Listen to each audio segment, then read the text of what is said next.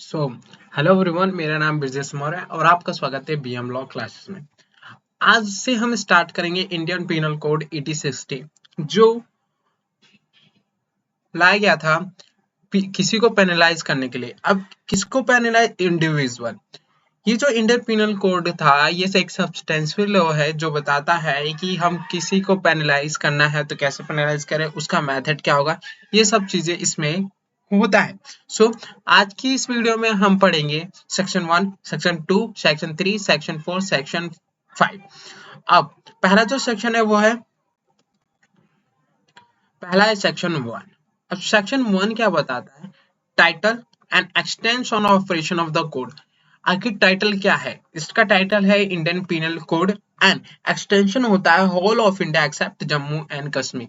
Jammu and Kashmir पर applicable नहीं होता होल ऑफ इंडिया, और इसको हम टाइटल दे रखे इंडियन पीनल कोड। नाउ अब बात करता हूं मैं सेक्शन 2 की। Punishment of offence committed within India. कोई भी ऑफेंस कमिटेड करा गया है विद इन इंडिया वो पनिशेबल होगा according to Indian penal code. Now every person shall be liable. हर एक person shall be liable to punishment under this code not otherwise for every act or omission contrary to the provision thereof of which he shall be guilty within India। हर एक offence committed होगा जो liable है, punishment होगा अंदर under Indian penal code, मगर हर एक act और हर एक कमीशन के लिए नहीं, हर एक एक्ट और हर ओमिशन के लिए नहीं, जो प्रोविजन को, जो इंडियन पीनल के प्रोविजन को कंट्रोवर्सी करेगा और वो गिल्टी माना जाएगा विद इन इंडिया। नाउ तो सेक्शन 2 क्या बोलते हैं? सिंपल से ही बोला है कि हर एक पर्सन पनिशेबल होगा, लायबल होगा to punishable under this code, मगर हर एक एक्ट और हर एक कमीशन के लिए नहीं जो कंट्रोवर्सी करता हो provision of Indian penal code. Now अब बात करूंगा मैं सेक्शन 3 की। जो सेक्शन 3 है वो लिखा है punishment of offence committed beyond but which by law may be tried within India.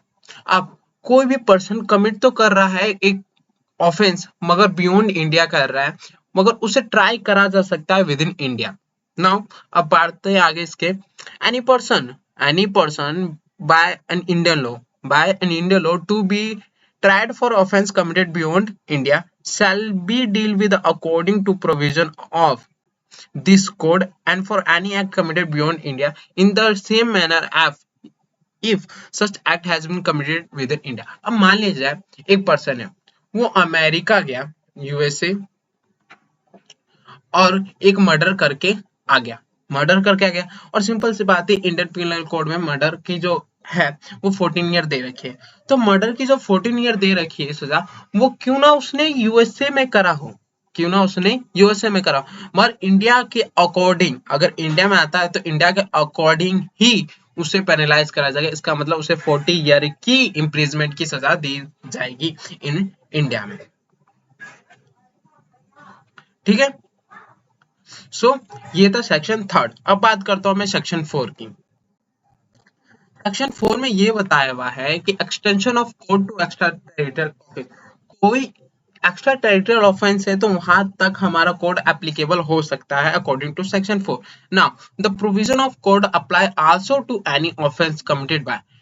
ये जो कोड है वो और किसी पे भी एप्लीकेबल होता है, वो कोई भी कमिटेड हो, जो ऑफेंस कमिटेड करा गया हो, any citizen of India in a any place without and beyond India.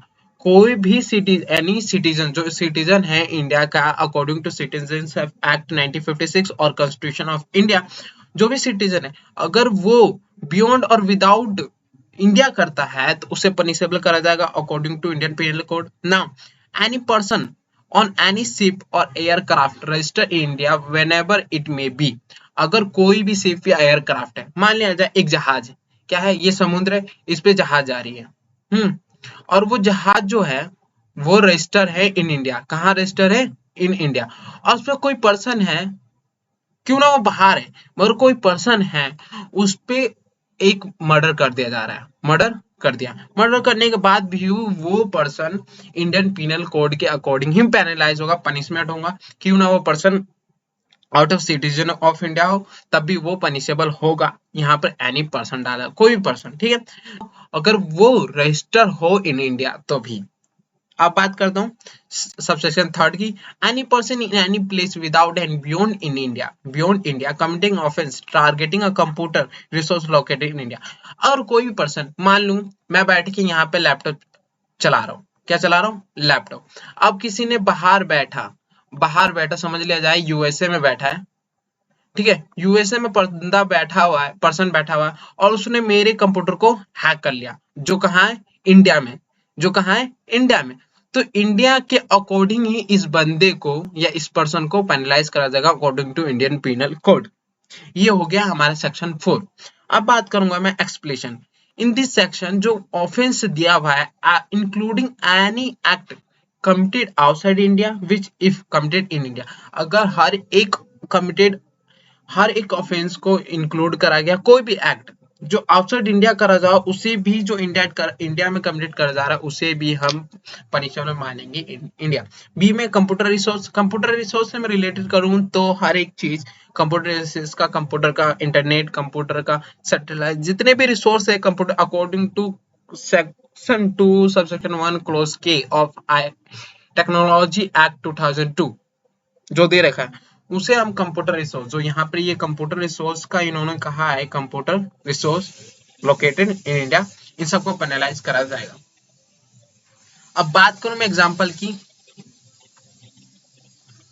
Who is a citizen of India committed a murder in USA. जो सिटीजन ऑफ इंडिया है वो कमिट कर रहा है अ मर्डर यूएसए में, he can be tried and convicted of murder in any place in India in which he may be found। अगर किसी ने यूएसए में एक सिटीजन ऑफ इंडिया यूएसए में एक मर्डर कर दिया मान लिया, फिर अगर वो उसे he can be tried and convicted, वो मर्डर के लिए ट्राई करा जाएगा, कन्विक्ट करा जाएगा अगर वो इंडिया में कहीं भी ढूंढ लिया जाए, तो क्यों ना उसने यूएसए में मर्डर करा हो। अब मैं बात करूंगा सेक्शन 5 की। सेक्शन 5 बता रहा है law not be offence by this act, certain law not be affected by this act. कुछ ऐसे एक्ट हैं जो इंडियन पीनल कोड के द्वारा अफेक्टेड नहीं करे जा सकते, ठीक है, कुछ ऐसे। अब वो कौन कौन से, nothing that this act shall be affect the provision of any act for the punishing mutiny and desertion of officers, soldier, airmen in service of the government or otherwise any special code।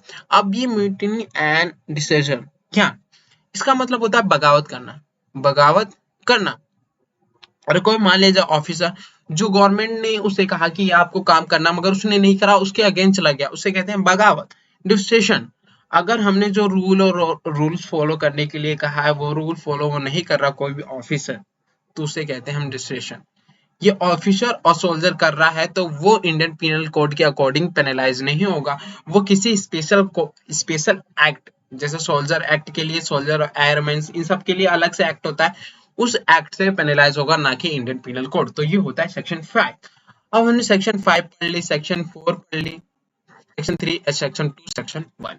तो आज की video में इतना ही काफी है। अगर आपको समझ आया, आपने कुछ सीखा है इस वीडियो से, तो प्लीज चैनल को सब्सक्राइब करना, और आगे चल के और भी आपको आईपीसी से रिलेटेड वीडियो के बारे में जानना है, सेक्शन के बारे में जानना है, तो आप इस चैनल को जरूर subscribe. Thank you so much.